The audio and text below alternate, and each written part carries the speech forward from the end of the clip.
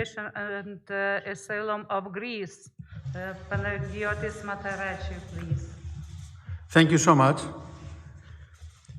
It is a great pleasure and honor for Greece to co-host the border conference meeting here in Lithuania, which attracted the participation from the vast majority of EU member states, the Schengen associate countries, and the EU institution. First of all, I would like to personally thank my Lithuanian counterpart for her hospitality, for the excellent program she organized, but especially for her personal leadership when the EU was able to address the challenge with Belarus, a challenge for the entire European Union.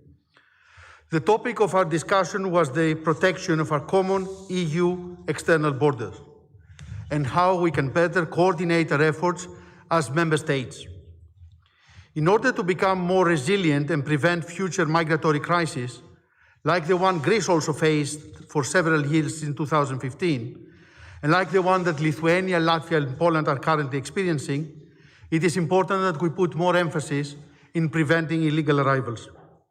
In the current debate on reforming the Schengen Border Code, but also in the framework of the ongoing negotiation for a new pact on migration and asylum, the sovereign responsibility of border protection in terms of ensuring early prevention of illegal arrivals in the European Union is getting a new dynamic and becomes a key point of the discussion, alongside the need for the EU to provide tangible solidarity in the frontline member states.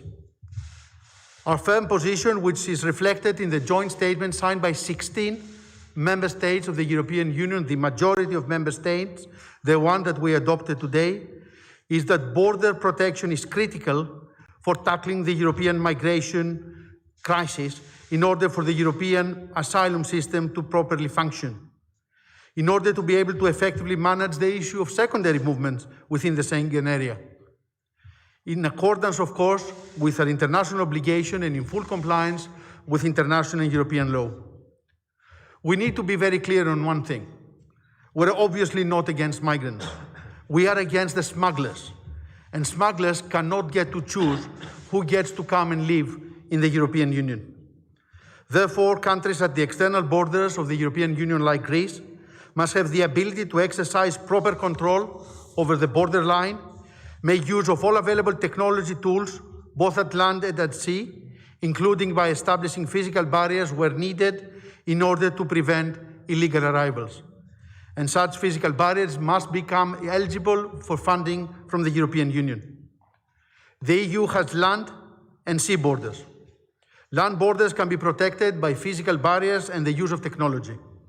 At sea, equivalently, we have the responsibility to protect our borders, ensuring protection of life at sea. Borders obviously cannot be differentiated according to their nature or topography, but they must be treated as an aspect of sovereignty. Thank you.